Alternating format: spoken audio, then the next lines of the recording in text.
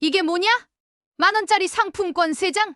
밥값만 20만 원이 넘게 나왔는데 너넨 성이라는 개념이 없냐? 엄마, 그게 뭔 소리예요? 제가 뭘 잘못했다고? 넌 어떻게 부모를 무시하냐? 너네 이제 찾아오지도 말고 앞으로 애기도 맡기지 마. 아버지, 말씀이 너무 심하신 거 아니에요? 심하다고? 너희들이 우리한테 어떻게 대했는데 심하다고? 그리고 너인 재산 한 푼도 받을 생각하지 마. 영상을 시작하기 전에 오른쪽 하단 구독과 좋아요 버튼을 눌러주시면 더 많은 분들께 이런 감동적인 이야기를 전해드릴 수 있습니다. 알림 설정도 해두시면 영상이 올라올 때마다 가장 먼저 만나보실 수 있습니다. 안녕하세요. 저는 올해 64세 박정자입니다. 저에게는 아들 하나, 딸 하나가 있습니다. 평생 자식들 뒷바라지하며 살아왔는데 특히 큰아들은 결혼 후에도 저희와 가까운 곳에 살면서 정말 많은 도움을 받았어요. 그런데 어느 순간부터 이상했습니다. 뭔가 석연치 않더라고요. 아들의 첫 번째 이상한 점을 발견한 건 우연이었어요. 하루는 며느리가 이런 말을 하더라고요. 어머니, 저희 어머니랑 아버지랑 어제 신라호텔 일식당에서 식사했는데 정말 맛있었어요. 그 순간 저는 깜짝 놀랐어요. 왜냐하면 바로 전날 저희와 식사할 때는 아들아, 오늘은 어디서 먹을까? 엄마, 그냥 칼국수집 어때요? 요즘 물가도 비싸고 부담스럽네요. 아, 그래. 그럼 그렇게 하자. 신라호텔 일식당이라니 저희와는 항상 칼국수, 국밥, 김밥집만 가려고 했는데 말이죠. 그런데 정말 충격적인 건 이거였어요. 어느 날 제가 아들에게 이렇게 물어봤거든요. 아들아, 우리도 가끔은 좀 좋은 데서 먹자. 엄마 아빠도 나이 드니까 좋은 거 먹고 싶어. 엄마, 그런데 가면 돈만 나가고. 사실 칼국수가 더 맛있지 않아요? 소박한 게 좋은 거예요. 아, 정말 어이가 없더라고요. 소박한 게 좋다면서 처가댁과는 왜 신라호텔을 가는 건지. 그래서 제가 다시 물어봤어요. 그럼 네가 계산할 때도 좋은 데 가도 되냐? 아, 그건 엄마, 요즘 회사 사정이 안 좋아서요. 항상 이런 식이었어요. 그런데 신기한 건 제가 돈을 낼 때만큼은 달랐거든요. 어머니, 오늘은 특별한 날이니까 갈비집 어때요? 제가 모셔드릴게요.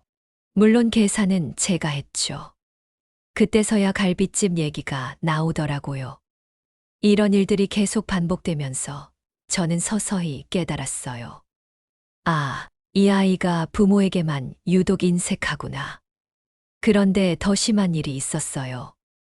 하루는 제가 아들 집에 가서 손주들을 돌봐주고 있었는데 남편이 목이 말라서 냉장고를 열어봤거든요. 여보, 물 좀 줘. 아, 여기 주스가 있네. 이거 마셔.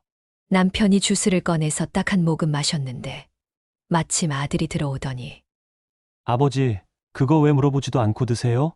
응. 뭐? 그거 유기농이라 비싼 거예요. 애들 먹는 거라고요. 순간 정말 얼굴이 화끈거렸어요. 남편도 당황해하면서 아, 미안하다. 몰랐네. 다음부턴 미리 물어봐 주세요. 그날 점심때도 정말 기가 막혔어요. 며느리가 밥상을 차리는데 고기는 어떻게 올려놨는 줄 아세요? 며느리 앞에만 고기 반찬이 수북하게 올려져 있고 저희 앞에는 김치, 나물 몇 가지만 덩그러니 있었어요. 고기는? 그랬더니 며느리가 어떻게 대답했는 줄 아세요? 아, 어머니, 고기는 여기 있어요. 그러면서 자기 앞에 있는 고기 접시를 가리키더라고요. 같이 드세요. 아니, 공동으로 먹으라는 건지, 나눠달라는 건지. 정말 어이가 없었어요. 남편이 못 참겠다는 듯이 말했어요. 야, 지금 이게 뭐냐? 손님한테 이렇게 하는 거야? 그랬더니 아들이 끼어들더라고요. 아버지, 저희가 평소에 이렇게 먹어요. 불편하시면. 불편하단 게 아니라 예의가 없단 거야. 예의요? 가족인데 뭔 예의를 그렇게 해. 그 순간 정말 깨달았어요. 아, 이 아이들이 우리를 가족이라고 생각하는 게 아니라 함부로 해도 되는 존재로 여기고 있구나. 집에 와서 남편과 이야기해봤어요. 여보, 우리가 너무 쉽게 봐주는 거 아닐까? 그러게 말이야. 아무리 자주 보는 사이라고 해도 최소한의 예의는 있어야 하는 거 아냐? 맞아. 그런데 이 아이들은 우리한테만 이러는 것 같아. 사실 그전에도 이상한 일들이 많았거든요. 아들이 집에 올 때마다 엄마, 냉장고에 뭐 있어? 응. 과일도 있고 음료도 있어. 아, 그거 좀 싸줘. 집에 가져갈게. 항상 이런 식으로 뭔가를 가져가려고만 하더라고요. 그래서 제가 한번 물어봤어요. 아들아, 너 장인어른 댁에 갈 때도 이렇게 뭔가 달라고 해? 그건 아니에요. 거기서 어떻게 해? 딱 이 정도 대답이었어요. 그런데 정말 결정타는 따로 있었어요. 남편이 큰 수술을 받게 됐거든요. 담낭 수수였는데 나이가 있다 보니까 걱정이 많이 됐어요. 딸아이가 먼저 연락이 왔어요. 엄마, 아빠 수술 언제야? 다음 주 화요일이야. 엄마, 걱정 많이 하겠네. 이거 받아. 그러면서 50만 원을 건네주더라고요. 이게 뭐야? 아빠가 기운 내시게 보약이나 좋은 음식 사드려. 수술 후에는 몸조리 잘 하셔야 하니까. 딸이 이렇게 챙겨주니까 정말 고마웠어요. 그런데 아들은 어땠을까요? 수술 당일 병원에 왔는데 완전 빈손이었어요. 아들아, 왔구나. 네. 아버지 어떠세요? 응, 괜찮다. 그런데 이상한 건 아들이 계속 뭔가를 두리번거리더라고요. 어? 이거 뭐예요?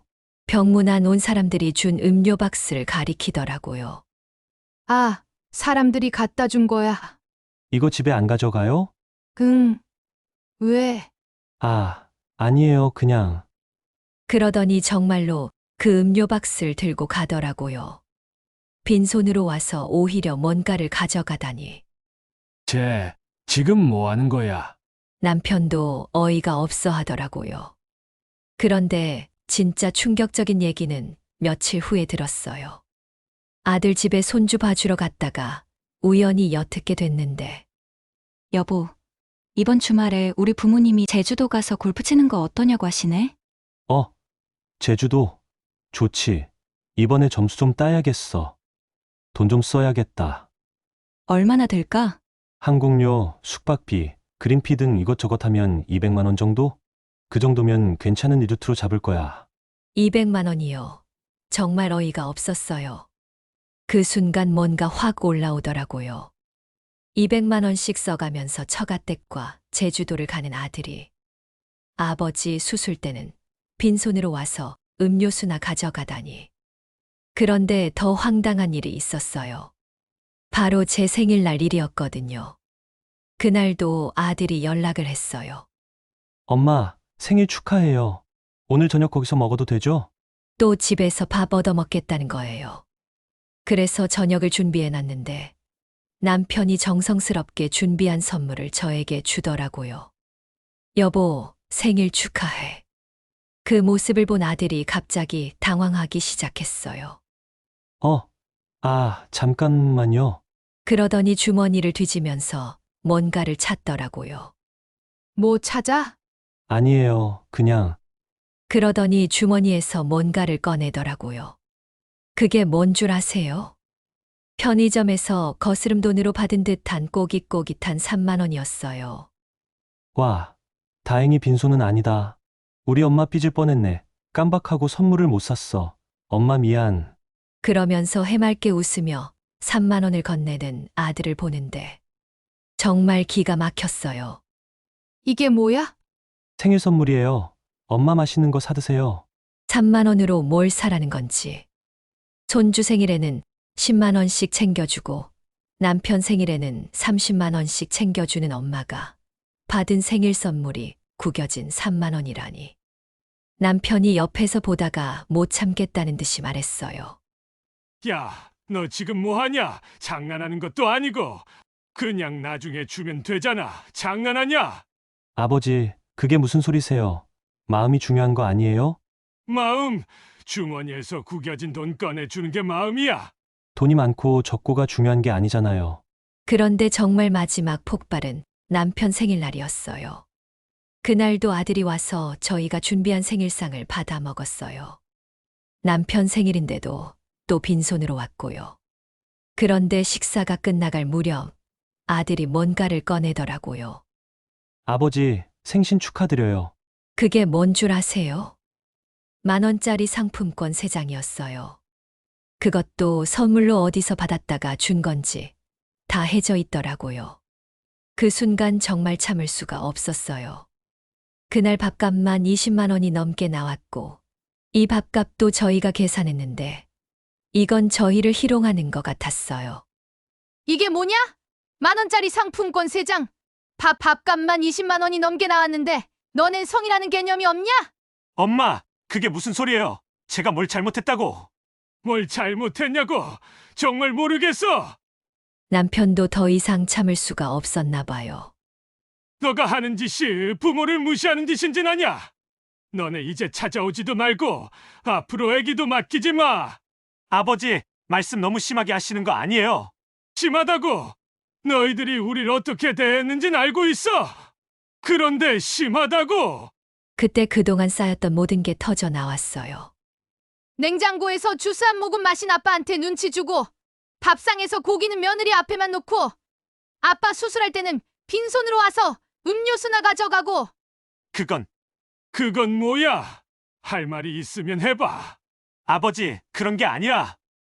그런 게 아니면 뭐야? 그럼 설명해봐. 왜 처가댁과는 200만 원씩 써가며 제주도 가면서 우리한테는 달랑 10,000원짜리 상품권 3장이야? 남편이 정말 결정적인 말을 했어요. 그리고 너넨 재산 한 푼도 받을 생각하지 마. 아들 얼굴이 확 굳어지더라고요. 아버지, 그럼 저희 보고 어떻게 하라는 거예요?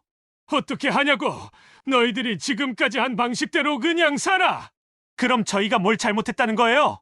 정말 끝까지 모르더라고요. 자기가 뭘 잘못했는지. 야, 너 정말 아직도 뭘 잘못했는지 몰라. 정말 내 아들이지만 한심하다. 그러니까요, 아버지. 저희가 뭘 잘못했는데요? 말해줬잖아. 이해가 안 가면 너희가 한 행동 처가댁에도 똑같이 해봐. 그럼 그때서야 알려나. 그건 할 수가 없죠. 왜 할 수가 없어? 넌 이미 뭐가 잘못인지 알고 있어. 우릴 농락하니까 좋냐? 아들이 대답을 못하고 있으니까 제가 정말 마지막으로 물어봤어요. 아들아, 너 정말 우리가 만만해 보여? 엄마, 그런 게 아니에요. 그럼 뭐야? 분명히 말해. 너는 우리를 어떻게 생각하는 거야? 그냥 편한 사이니까.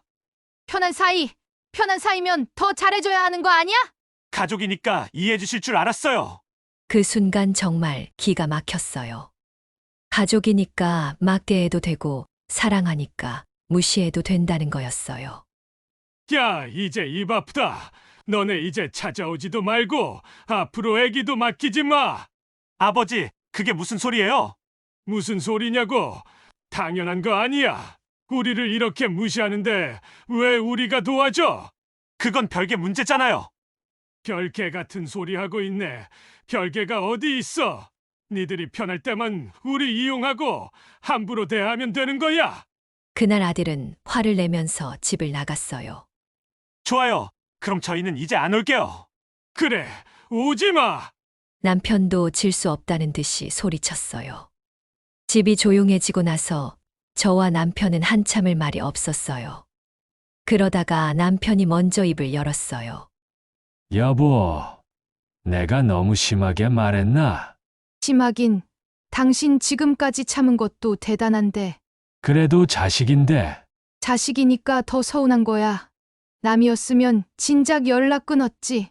그날 밤 늦게 아들한테서 장문의 문자가 왔어요. 내용인즉슨 자기들이 뭘 잘못했는지 모르겠다는 거였어요. 그리고 부모가 그렇게 심하게 말해도 되느냐는 거였죠. 읽어보니까 정말 기가 막혔어요. 끝까지 자기는 잘못이 없다는 식이더라고요. 그래서 제가 단답으로 답장했어요. 이제 무소식이 희소식이라 생각하마. 그 후로 연락이 끊어졌어요. 처음엔 좀 서운했어요. 그래도 내가 낳아 기른 자식인데. 하지만 시간이 지나니까 오히려 속이 편해지더라고요. 사실 처음엔 좀 힘들었어요. 그래도 손주들이 그리웠거든요. 여보, 손주들은 죄가 없는데. 남편이 가끔 이렇게 말하기도 했어요. 나도 그건 알아. 하지만 그 아이들 부모가 우리를 이렇게 무시하는데 어떻게 돌봐줘? 그러게. 참 답답하다. 그런데 시간이 지나면서 오히려 좋은 점들이 더 많다는 걸 깨달았어요. 일단 스트레스가 확 줄었어요. 아들 때문에 속상해할 일이 없어지니까 마음이 편하더라고요. 그리고 남편과 보내는 시간이 늘어났어요. 여보, 오늘 날씨 좋은데 어디 갈까? 그래. 오랜만에 둘이 나들이 가자. 예전에는 아들 집 일로 바빠서 이런 여유가 없었거든요. 이렇게 사는 것도 좋네. 왜 진작 이렇게 안 했을까? 그러게 말이야. 우리도 이제 우리 인생을 살아야지. 2, 3개월이 지나니까 아들한테서 연락이 오기 시작했어요. 엄마, 그동안 어떻게 지내셨어요? 응. 잘 지내고 있어. 아. 그럼 혹시 애들 좀 봐주실 수 있으세요? 역시나 도움이 필요하니까 연락하는 거였어요. 이런 소리 할 거면 끊어라. 이제 그런 건 안 해준다. 엄마, 그러지 마세요. 저희가 잘못했어요. 잘못을 알긴 아는 거야? 이젠 우리도 그 말을 못 믿겠다. 알았으면 그때 진심으로 사과했어야지. 이제 와서 뭐 하는 거야? 정말 사과드릴게요. 다시 생각해 주세요. 하지만 저는 마음을 굳혔어요. 이미 결심한 일이었거든요. 아들한테서는 계속 연락이 왔어요. 특히 급한 일이 있을 때마다. 엄마, 급한 일이 생겨서 그러는데 애들 좀 봐주실 수 있어요? 안 된다고 했잖아. 넌 아직도 뭘 잘못했는지 모르는 것 같구나. 엄마, 제발요. 정말 급해요. 그럼 너희가 알아서 해. 베이비시터 쓰든지. 베이비시터 쓰면 돈이 얼마나 드는데요? 아, 진짜 어쩌라고! 그건 너희 문제야! 이내가 알아서 해! 참고 또 참다 결국 소리를 지르고 전화를 끊었습니다. 그때서야 제가 얼마나 많은 도움을 줬는지 깨닫는 것 같더라고요. 솔직히 정말 깨달았는지는 모르겠어요. 며느리도 가끔 연락을 했어요. 어머니, 그동안 정말 죄송했어요. 응, 그래. 다시 한 번만 기회를 주세요. 기회는 이미 많이 줬어. 이제 늦었다. 어머니, 제가 잘못 생각했어요. 어머니가 해주신 일들이 얼마나 큰 도움이었는지 이제 알겠어요. 지금 와서 뭘 안다는 건지. 명절이 다가왔을 때도 마찬가지였어요. 엄마, 이번 추석에는 어떻게 하실 거예요? 우리끼리 조용히 지낼 거야. 엄마, 그러지 말고 같이 해요. 저희가 다 준비할게요. 아니야. 이제 그런 거 안 해. 엄마, 명절인데. 명절이라고 특별할 게 있나? 너희들이 지금까지 우리한테 어떻게 했는데. 정말로 그 추석은 남편과 둘이서 조용히 보냈어요. 처음엔 좀 적적했지만 오히려 편하더라고요. 여보, 이렇게 조용한 명절도 나쁘지 않네. 그러게. 스트레스 받으면서 준비할 필요도 없고. 그리고 음식도 우리가 먹고 싶은 것만 준비하면 되니까 좋아. 아들은 아직도 이해를 못하는 것 같아요. 가끔 지인들을 통해서 들리는 얘기로는 자기들이 뭘 잘못했는지 모르겠다고 하더라고요. 하지만 저는 후회하지 않아요. 남은 인생이 기니까 이제는 저와 남편을 위해서 살고 싶어요. 요즘은 남편과 여행도 많이 다녀요. 여보, 7, 80세 되면 못 갈 곳들 미리 다니자.